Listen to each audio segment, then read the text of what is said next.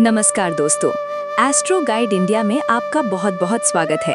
आज हम एक ऐसी यात्रा पर निकलने वाले हैं जो केवल रंगों के त्योहार की नहीं बल्कि बुराई पर अच्छाई की उस प्रचंड जीत की कहानी है जिसने युगों युगों तक धर्म की मशाल को जलाए रखा।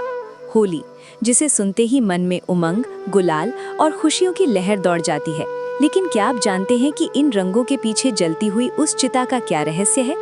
क्यों एक पिता अपने ही मासूम पुत्र का काल बन गया और कैसे एक भक्त के विश्वास ने साक्षात भगवान को खंभे से प्रकट होने पर विवश कर दिया? आज के इस विशेष अंक में हम होली की उस प्राचीन और प्रामाणिक कथा की गहराई में उतरेंगे जिसे शायद आपने पहले कभी इस विस्तार से नहीं सुना होगा। वरदान और विनाश का प्रारंभ। कहानी शुरू होती है सतयुग के उस कालखंड से जब दैत्यराज हिरण्यकश्यप का आतंक तीनों लोकों में छाया हुआ था।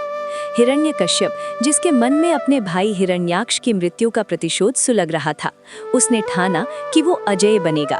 उसने भगवान ब्रह्मा की ऐसी कठोर तपस्या की कि पूरा ब्रह्मांड थर्रा उठा। जब ब्रह्मा जी प्रकट हुए तो हिरण्यकश्यप ने वो वरदान मांगा जिसने उसे लगभग अमर बना दिया। उसने कहा, हे विधाता, न मैं किसी मनुष्य द्वारा मारा जाऊं, न किसी पशु द्वारा, न दिन में मेरी मृत्यु हो न रात में, न घर के भीतर न घर के बाहर, न अस्त्र से न शस्त्र से, न भूमि पर न आकाश में। ब्रह्मा जी ने तथास्तु कह दिया और यहीं से शुरू हुआ अहंकार का वो तांडव जिसने उसे भगवान होने का भ्रम पालने पर मजबूर कर दिया। उसने आदेश दिया कि पूरे साम्राज्य में केवल उसी की पूजा होगी। हरिओम के स्थान पर हिरण्यकश्यपाय नमः के नारे लगने लगे। भक्त प्रहलाद का जन्म। लेकिन नियति को कुछ और ही मंजूर था। जब हिरण्यकश्यप तपस्या में लीन था, उसकी पत्नी कयाधु देवर्षि नारद के आश्रम में शरण लिए हुए थी। वहां गर्भ में पल रहे नन्हे बालक के कानों में नारद मुनि के मुख से भगवान विष्णु की भक्ति का रस पड़ रहा था। यही बालक था प्रहलाद।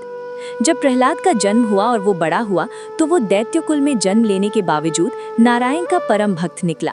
हिरण्यकश्यप के लिए ये सबसे बड़ा आघात था। जिस विष्णु को वो अपना शत्रु मानता था, उसका अपना पुत्र उसी की माला जप रहा था। पिता जब बना शत्रु। हिरण्यकश्यप ने प्रहलाद को बहुत समझाया। उसने गुरुओं को भेजा ताकि वे प्रहलाद की बुद्धि बदल सकें, लेकिन प्रहलाद के लिए तो कण कण में विष्णु थे। क्रोधित होकर हिरण्यकश्यप ने अपने ही पुत्र की हत्या के क्रूर प्रयास शुरू किए। हाथियों के पैरों के तले कुछ लवाया गया, लेकिन प्रहलाद को खरोंच तक नहीं आई। ऊंचे पहाड़ों से खाई में फेंका गया, लेकिन नारायण की गोद ने उन्हें बचा लिया। जहरीले सांपों के काल कोठरी में डाला गया। सांप प्रहलाद के लिए फूलों की माला बन गए।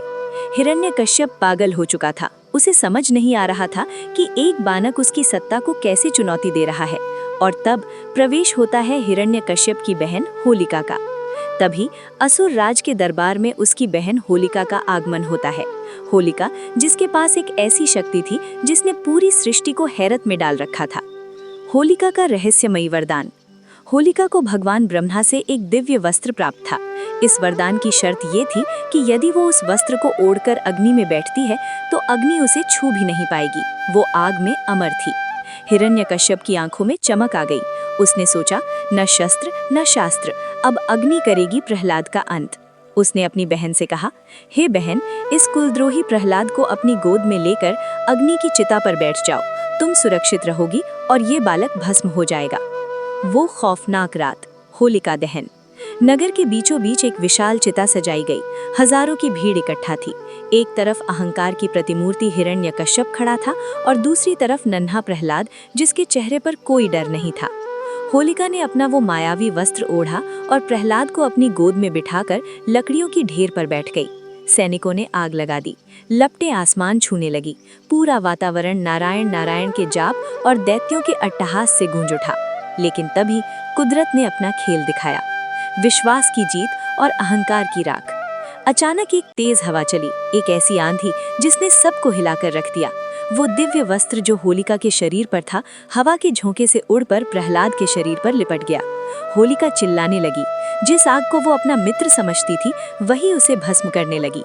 वरदान का दुरुपयोग करने के कारण उसकी शक्तियां क्षीण हो गई। देखते ही देखते पाप की प्रतीक होलिका राख के ढीर में बदल गई। जैसे ही आग शांत हुई, लोगों ने जो देखा वो किसी चमत्कार से कम नहीं था। प्रहलाद राख के ढीर के बीच वैसे ही बैठे थे जैसे कमल का फूल कीचड़ में खिलता है। वे सुरक्षित थे, मुस्कुरा रहे थे और उनके मुख पर अभी भी प्रभु का नाम था। यही वो क्षण था दोस्तों, जिसे आज हम होलिका दहन के रूप में मनाते हैं। ये संदेश कि चाहे बुराई कितनी भी शक्तिशाली क्यों ना हो, चाहे उसे ब्रह्मा का वरदान ही क्यों ना प्राप्त हो, वो सत्य के सामने टिक नहीं सकती। हिरण्यकश्यप का अंतिम क्रोध। बहन की मृत्यु और प्रहलाद की विजय से हिरण्यकश्यप विक्षिप्त हो गया। वो दहाड़ते हुए अपने महल की ओर भागा। उसने प्रहलाद को घसीटते हुए एक खंभे के पास खड़ा किया और चिल्लाकर पूछा, कहाँ है तेरा वो विष्णु? क्या वो इस खंभे में भी है? प्रहलाद ने शांत स्वर में उत्तर दिया, हाँ पिताश्री, वे यहाँ भी हैं, वे मुझ में हैं, वे आप में हैं और इस निर्जीव खंभे में भी व्याप्त हैं। हिरण्यकश्यप ने अपनी गदा उठाई और पूरी ताकत से उस पत्थर के खंभे पर प्रहार किया, और तभी जो हुआ उसने सृष्टि के इतिहास को बदल कर रख दिया। जैसे ही हिरण्यकश्यप की गदा उस खंभे से टकराई, एक ऐसा भयंकर गर्जन हुआ जिसे सुनकर स्वर्ग से लेकर पाताल तक के जीव कांप उठे। स्तंभ से प्राकट्य, नरसिंह रूप। खंभा 2 टुकड़ों में फट गया और उसमें से प्रकट हुआ एक ऐसा रूप जिसकी कल्पना न मनुष्य ने की थी न देवताओं ने। आधा शरीर सिंह का और आधा मनुष्य का। उनकी आंखें दहकते हुए अंगारों जैसी लाल थीं। उनके बाल यानी कि अयाल सुनहरी बिजली की तरह चमक रहे थे और उनकी दहाड़ से दिशाएं गूंज उठीं। ये था भगवान का नरसिंह अवतार। हिरण्यकश्यप अपनी आंखों पर विश्वास नहीं कर पा रहा था। वो डर के मारे पीछे हटा, लेकिन उसका अहंकार अभी भी मरा नहीं था। उसे लगा कि वो ब्रह्मा के वरदान के कवच में सुरक्षित है। भगवान नरसिंह ने अट्टहास किया। उन्होंने हिरण्यकश्यप को अपनी भुजाओं में जकड़ लिया। अब समय था उस वरदान की एक एक शर्त को पूरा करते हुए उसे मृत्यु दंड देने का। भगवान उसे घसीटते हुए महल की चौखट यानी देहरी पर ले आए। हिरण्यकश्यप ने कहा था, न घर के भीतर न बाहर। समाधान, भगवान उसे चौखट पर ले आए जो न भीतर थी न बाहर। शर्त थी, न भूमि पर न आकाश में। समाधान, भगवान ने उसे अपनी जांघों पर लेटा लिया जो न जमीन थी न आसमान। शर्त थी, न दिन में न रात में। समाधान, उस समय सूर्य अस्त हो रहा था, गोधूली बेला, जो न पूरी तरह दिन है न पूरी रात। शर्त थी, न मनुष्य न पशु। समाधान, नरसिंह देव आधा मनुष्य और आधा सिंह थे। अंतिम शर्त, न अस्त्र से न शस्त्र से। समाधान, भगवान ने अपने तेज नाखूनों का प्रयोग किया जो शस्त्र की श्रेणी में नहीं आते। भगवान नरसिंह ने गरजते हुए कहा, रे मूर्ख, देख, तेरी मृत्यु तेरे सामने खड़ी है। और अपने तीखे नाखूनों से उन्होंने हिरण्यकश्यप का सीना चीर दिया। अधर्म के उस स्तंभ का अंत हुआ जिसने पूरी सृष्टि को रुलाया था। असुर राज के वध के बाद भी भगवान का क्रोध शांत नहीं हो रहा था। ब्रह्मांड थरथरा रहा था। देवता डर के मारे दूर खड़े थे। तब ब्रह्मा जी और शिव जी ने भक्त प्रहलाद से विनती की कि वे ही प्रभु को शांत करें। नन्हा प्रहलाद निडर होकर अपने प्रभु के चरणों में गिर पड़ा। जैसे ही भक्त के हाथ भगवान के चरणों को छुए, भगवान का रौद्र रूप वात्सल्य में बदल गया। उन्होंने प्रहलाद को अपनी गोद में उठा लिया और उसके घावों पर अपनी जीभ से चाटा।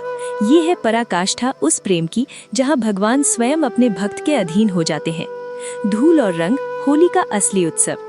जब प्रहलाद सुरक्षित बच निकले और बुराई का अंत हुआ तो प्रजा ने खुशी मनाई। लोगों ने उस चिता की राख को एक दूसरे पर लगाया और भगवान की स्तुति की। समय के साथ वही राख गुलाल और रंगों में बदल गई। होली केवल मौज मस्ती का दिन नहीं है। ये दिन हमें याद दिलाता है कि चाहे बुराई कितनी भी शक्तिशाली क्यों ना हो, चाहे उसे ब्रह्मा का वरदान ही क्यों ना प्राप्त हो, वो सत्य के सामने टिक नहीं सकती। जब माता सती ने देह त्याग दिया तो भगवान शिव गहरी समाधि में चले गए। उधर ताड़कासुर नाम के दैत्य ने आतंक मचा रखा था जिसे केवल शिव का पुत्र ही मार सकता था। देवताओं ने कामदेव यानी प्रेम के देवता को भेजा ताकि वे शिव की समाधि भंग कर सके। कामदेव ने अपना पुष्प बाण चलाया। शिव की समाधि तो टूटी, लेकिन उनके भीतर के रौद्र रूप ने अपना तीसरा नेत्र खोल दिया।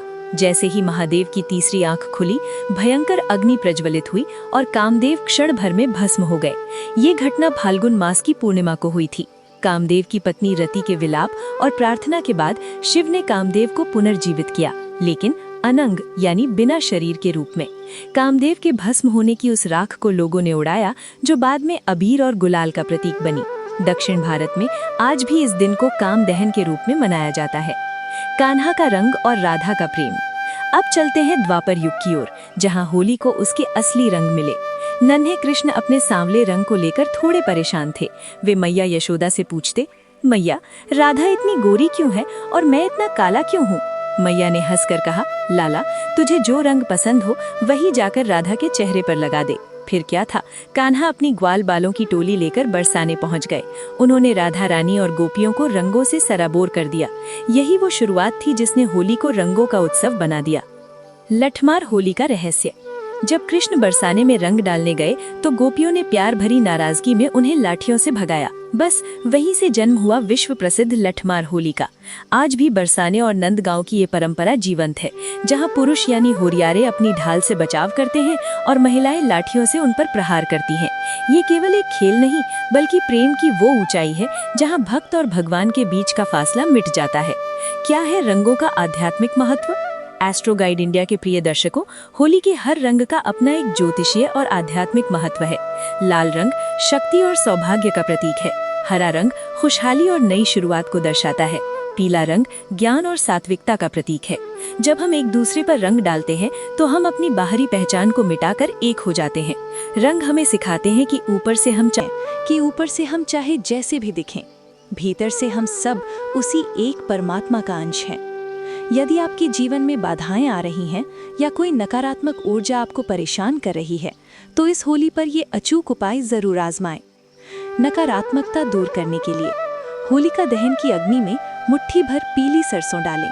ऐसा माना जाता है कि इससे घर की बुरी नज़र और नकारात्मक ऊर्जा भस्म हो जाती है। आर्थिक तंगी के लिए दहन के समय अग्नि की परिक्रमा करते हुए उसमें सूखा नारियल अर्पित करें।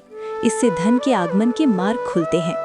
स्वास्थ्य के लिए होलिका की राख को माथे पर लगाना बहुत शुभ माना जाता है। ज्योतिष शास्त्र के अनुसार ठंडी हुई राख को घर लाकर उसे तिजोरी या मुख्य द्वार पर छिड़कने से बीमारियां और दोष दूर होते हैं। ग्रह शांति के लिए यदि आपकी कुंडली में राहु या शनि का दोष है तो होलिका दहन के बाद उसकी राख को जल में प्रवाहित करना अत्यंत लाभकारी होता है। प्रहलाद हमारे भीतर है। दोस्तों, होली की इस लंबी कथा और चर्चा का सार केवल एक ही है, विश्वास। हिरण्यकश्यप हमारे भीतर का अहंकार है, होलिका हमारी बुरी आदतें और छल है, और प्रहलाद वो शुद्ध आत्मा है जो हर परिस्थिति में ईश्वर पर भरोसा रखती है। जब आप इस साल होली खेलें तो केवल शरीर पर रंग न लगाएं, बल्कि अपने मन से नफरत, ईर्ष्या और क्रोध का रंग धो डालें। याद रखिए, जब तक आपके भीतर प्रहलाद जैसा विश्वास है, तब तक कोई भी आग आपको जला नहीं सकती। उम्मीद है कि एस्ट्रो गाइड इंडिया की ये विशेष प्रस्तुति आपको पसंद आई होगी। अगर ये कथा और उपाय आपको अच्छे लगे तो इस वीडियो को लाइक करें, अपनी परिवार के साथ शेयर करें और हमारे चैनल को सब्सक्राइब करना ना भूलें, ताकि हम ऐसे ही ज्ञानवर्धक वीडियो आप तक पहुंचाते रहें।